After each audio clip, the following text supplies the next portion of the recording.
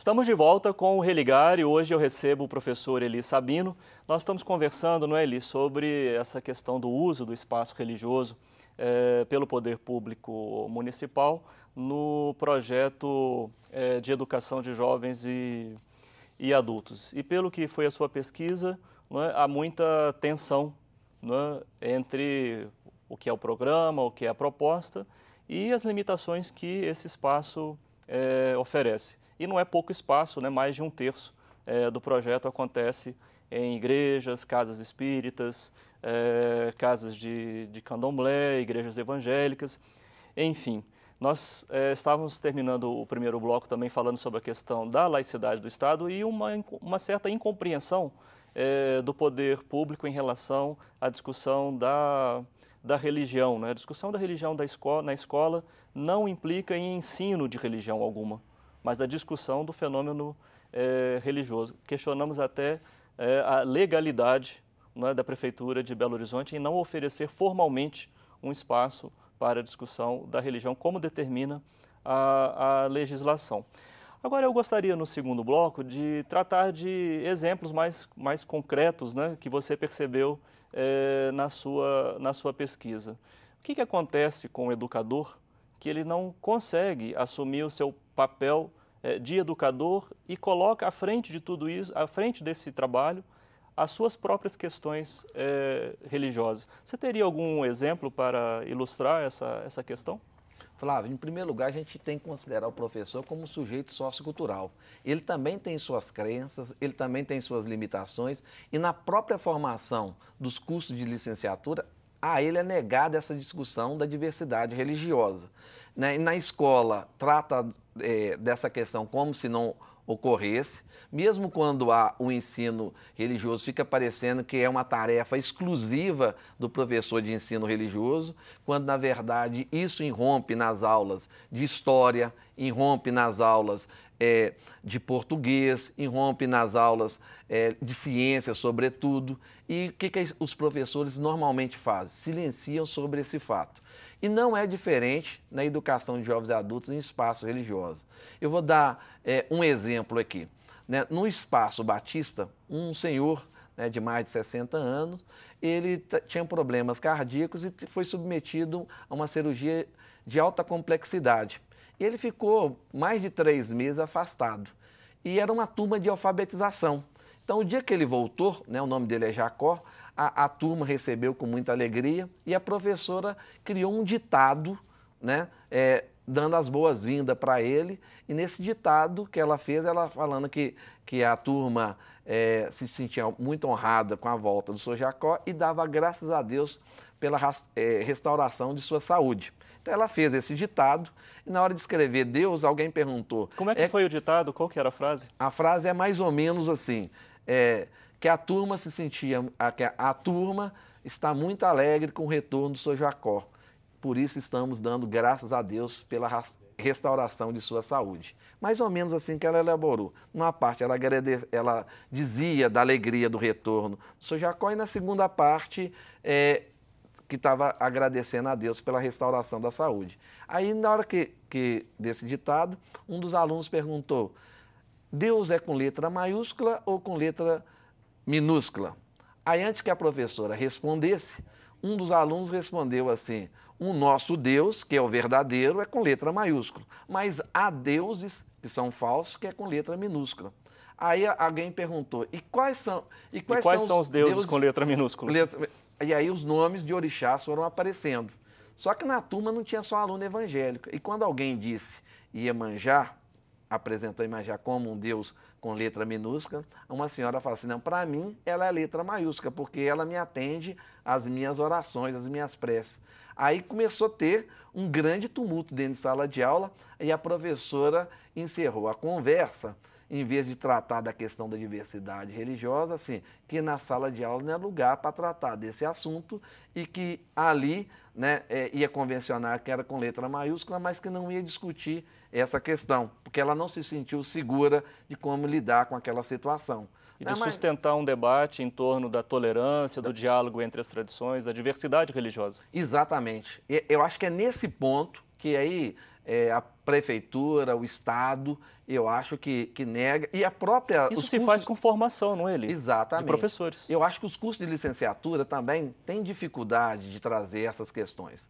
Né? Durante muito tempo, a ciência entendia que a questão religiosa, né, a teoria da secularização dizia isso, né, que na medida que as pessoas fossem tendo conhecimento técnico científico, iria suprimindo essas crenças, superstições e tal, e que a religião desapareceria, né, porque a ciência traria o desencantamento do mundo.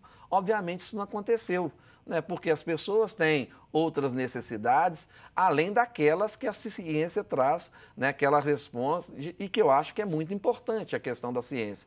Mas só que os indivíduos, as pessoas precisam também de algumas crenças religiosas, e a escola não pode nem privilegiar uma em detrimento das outras e nem lidar como se elas não existissem. Né? Então, eu acho que os cursos de licenciatura deveriam tratar dessa questão com cuidado, deveria pensar que na questão da diversidade religiosa como um elemento também importante na formação do professor, porque ele, querendo ou não, independente se tem aula de ensino religioso ou não, essa questão vai emergir. E o que nós vamos fazer? Vamos colocar isso para debaixo do tapete, como a professora fez, ou vai tratar desse assunto como uma questão fundamental para a formação humana, né, e que está presente dentro do processo de escolarização. E fica evidente que não são as religiões, não são as igrejas, não são as experiências religiosas, quais sejam, as que vão formar, né, para essa perspectiva.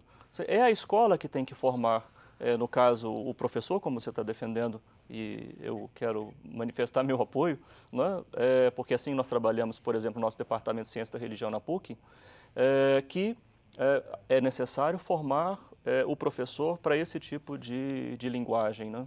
Eu acho que a escola é um lugar privilegiado para tratar desse assunto. Eu trato na minha tese a religião como um mercado simbólico. Elas todas estão disputando entre si, né, a crença religiosa. Se você deixar que a religião defina esse diálogo interreligioso, se você deixa para as religiões tratarem dessa questão da diversidade, você vai criar um ambiente de não diálogo. Eu acho que a escola, quando recebe esses alunos, não é lutar contra a crença dos alunos, mas entender assim, vamos criar um ambiente que o diálogo seja possível, que o respeito seja instaurado, que o direito à diferença, sobretudo, seja respeitado. Aí, nesse sentido, que eu acho que a escola tem um papel fundamental, né? Sobre a questão da laicidade, eu entendo como professor Cunha que ele é um processo, que é uma disputa permanente, porque se você deixar para as religiões, as que se tornam hegemônicas querem controlar o Estado, né? Mas o Estado, na medida em que ele vai negociando assim, olha, vamos respeitar todas e ao mesmo tempo não vamos privilegiar nenhuma, você cria um ambiente que é muito melhor do que um ambiente como é hoje de intolerância vivido pelo Estado Islâmico, por exemplo. Né? Então, que é a experiência mais radical que nós temos acessado, né? Porque se a gente Estado Islâmico. Se a gente deixar uma crença sobrepor as demais, nós tivemos várias guerras religiosas por conta disso. Né? As pessoas gostam de citar a Inquisição feita pela Igreja Católica no período da Reforma, mas esquece que a Inquisição também existiu do lado dos protestantes quando Calvino assumiu o governo na Suíça. Né? Então, essa questão da intolerância, ela não é própria de uma religião, ela é resultado de um ambiente que não foi criado, que as pessoas não foram educadas para a diversidade. E eu acho que o lugar melhor que tem para fazer isso é numa escola pública, mas para isso os professores têm que ter uma formação que vai nessa direção. Na sua tese, e a gente conclui assim a nossa conversa aqui, uma excelente conversa, você diz que se opõe a uma frase muito conhecida, que religião não se discute. Não é? Por que ser contrário a essa afirmação popular? Porque quando a gente diz que religião não se discute, a gente não vai tratar dos conflitos que ela gera e a possibilidade de crescimento humano que a religiosidade, a religião, nos permite como ser humano. Então, se a gente consegue construir um ambiente de diálogo, de respeito, por que não discutir religião? Por que não discutir religiosidade? né? Não podemos esquecer que Jesus foi morto pelos religiosos da época. Então, porque a intolerância leva à supressão do outro. Então, para a gente não criar esse ambiente de intolerância, né, para a gente construir um ambiente de diálogo, é necessário que as pessoas discutam, sim, religião, que as pessoas conheçam os ritos, os mitos, as crenças, e a partir daí a gente vai perceber o seguinte, que é uma discussão importante que a antropologia dá conta de fazer de uma maneira sem ficar hierarquizando qual que é a mais importante, qual que é menos importante, e que a gente possa, com clareza, definir qual que é a crença que nós definimos para nós mesmos, né? Então, um Estado laico não é um Estado que vai negar o outro o direito de ser religioso, mas um Estado que vai assegurar que as pessoas tenham clareza e uma situação de respeito em relação ao outro. Inclusive no sentido de formar aqueles profissionais que vão trabalhar com essa questão, né? E, nesse sentido, eu acho que há lacuna nos cursos de licenciaturas, todos eles deveriam tratar desse assunto, né, que é a questão da religiosidade, mas a gente não vê isso como um problema, né? Se discute muito conteúdo, didático, saberes pedagógicos, mas quando trata dessa questão da religiosidade, é como se não fosse algo importante dentro da formação, dentro das competências e das capacidades que os professores devem construir para lecionar. Ao lado de outros temas importantes que a gente tem avançado, né? A igualdade de gênero, a questão étnico-racial, a questão da educação ambiental. A questão religiosa faz parte dessa pauta, né? E eu pergunto, assim, nesse ambiente que a gente vem falando, da importância da diversidade cultural, por que não tratar da diversidade religiosa, se ela também é um elemento da diversidade cultural? Muito obrigado, Eli, pela sua participação aqui. O Religare é um projeto de extensão do Programa de Pós-Graduação em Ciências da Religião da PUC Minas. Para saber mais sobre as nossas atividades, acesse a página pucminas.br/ppgcr. O Religare de hoje fica por aqui. Obrigado pela sua companhia, um abraço muito cordial e até a próxima semana com o novo Religare, Conhecimento e Religião.